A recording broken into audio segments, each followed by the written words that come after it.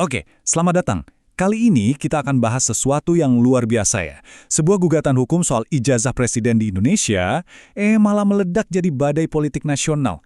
Gimana ceritanya sebuah dokumen bisa sampai segininya, bisa mengancam stabilitas politik? Dan yang lebih seru, apa sih strategi yang dituduhkan bermain di balik semua ini?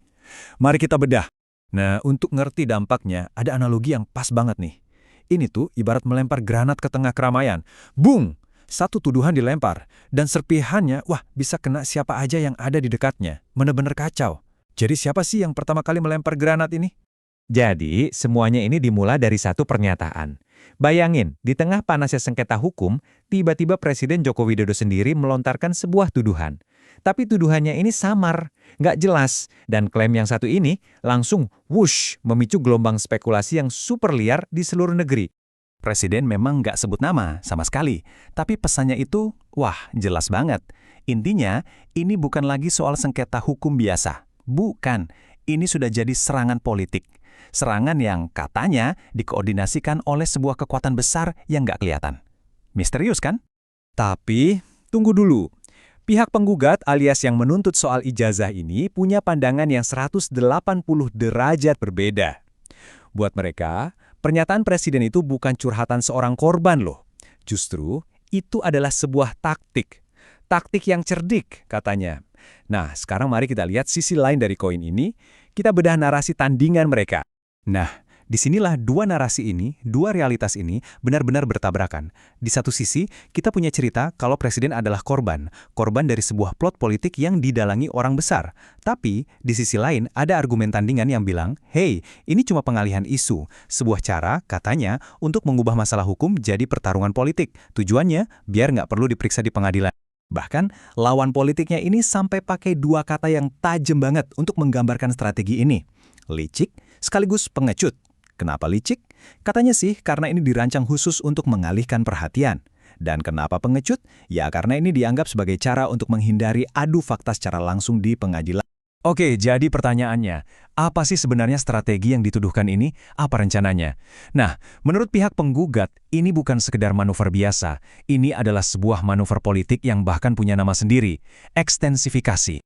Yap, ekstensifikasi. Inilah inti dari argumen mereka. Idenya itu sebenarnya simpel banget loh. Begini, kalau kamu merasa nggak bisa menang di arena hukum, ya udah, perluas saja arenanya, bikin jadi lebih besar. Caranya, libatkan lebih banyak orang, ciptakan kekacauan di mana-mana, sampai akhirnya fokus ke masalah intinya, yaitu ijazah itu sendiri, jadi buyar, jadi kabur. Jadi kalau kita lihat ya, keempat langkah ini, mulai dari memperluas arena, bikin kacau, main peran korban, semuanya itu, menurut perspektif ini ya, muaranya cuma satu. Cuma satu tujuan, mencegah agar ijazah itu tidak sampai diperiksa di bawah sumpah di ruang sidang. Itu intinya. Dan strategi ekstensifikasi ini, kalau memang benar-benar dijalankan, dampaknya luar biasa. Efeknya signifikan banget. Kenapa? Karena strategi ini berhasil menarik nama-nama terbesar dalam panggung politik Indonesia ke dalam pusaran konflik. Jadi makin ruwet. Dan bisa kita lihat di sini, eskalasinya itu cepat banget. Dari yang awalnya cuma pernyataan samar, tiba-tiba jadi tuduhan liar di media sosial. Dan puncaknya, memicu somasi atau ancaman hukum resmi dari kubu dua mantan presiden sekaligus. Jadi, konflik ini bukan lagi soal selembar ijazah ya. Ini sudah jadi pertarungan antar dinasti politik. Nah, ini kan jadi bikin kita mikir ya, apa sih untungnya, apa keuntungan strategisnya, sampai harus meningkatkan konflik segininya, sampai harus melibatkan tokoh-tokoh raksasa politik kayak gini. Tapi ceritanya nggak berhenti di situ. Di luar semua manuver politik yang bisa kita lihat di depan publik, pihak penggugat ini mereka melempar satu klaim lagi. Dan klaim yang satu ini benar-benar eksplosif. Ini soal apa yang diduga terjadi di balik layar. Mereka menuduh, katanya di belakang panggung, ada upaya untuk membungkam kasus ini. Titik. Ada sebuah tawaran damai yang katanya disampaikan lewat perantara. Tujuannya, biar seluruh masalah ini hilang begitu saja, lenyap dari peredaran. Dan angkanya bukan main-main. Ini adalah angka yang diduga ditawarkan 100 miliar rupiah.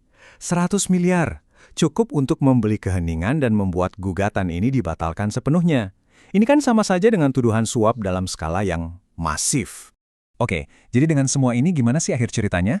Ada beberapa kemungkinan. Pertama, bisa jadi pertarungan habis-habisan di pengadilan, di mana semua bukti dibuka untuk publik. Kemungkinan kedua, bisa jadi ada intervensi politik. kasusnya dihentikan begitu saja dengan alasan kepentingan nasional. Tapi, menurut pihak penggugat, dari semua skenario ini, cuma ada satu yang benar-benar ditakuti oleh pihak sana, yaitu pemeriksaan bukti secara terbuka di pengadilan. Dan ini sekali lagi membawa kita kembali ke jantung masalahnya. Coba deh bayangkan, kita ada di ruang sidang itu. Pertanyaan yang diajukan itu simpel banget loh, sangat langsung, tapi berpotensi menentukan segalanya. Pertanyaan seperti, permisi, apakah ini bibir Anda di foto? Apakah ini telinga Anda? Oh, dan apakah ini kumis tipis Anda? Pertanyaan-pertanyaan inilah yang, menurut pihak penggugat, sangat-sangat ingin dihindari. Nah, seluruh rangkaian peristiwa ini akhirnya meninggalkan kita dengan satu pertanyaan besar, ya kan? Kalau hukum dan politik sudah tabrakan sehebat ini, gimana caranya kita sebagai masyarakat bisa memisahkan mana yang fakta, mana yang cuma strategi? Dan yang paling penting, apa artinya semua ini buat kebenaran itu sendiri? Di mana posisinya?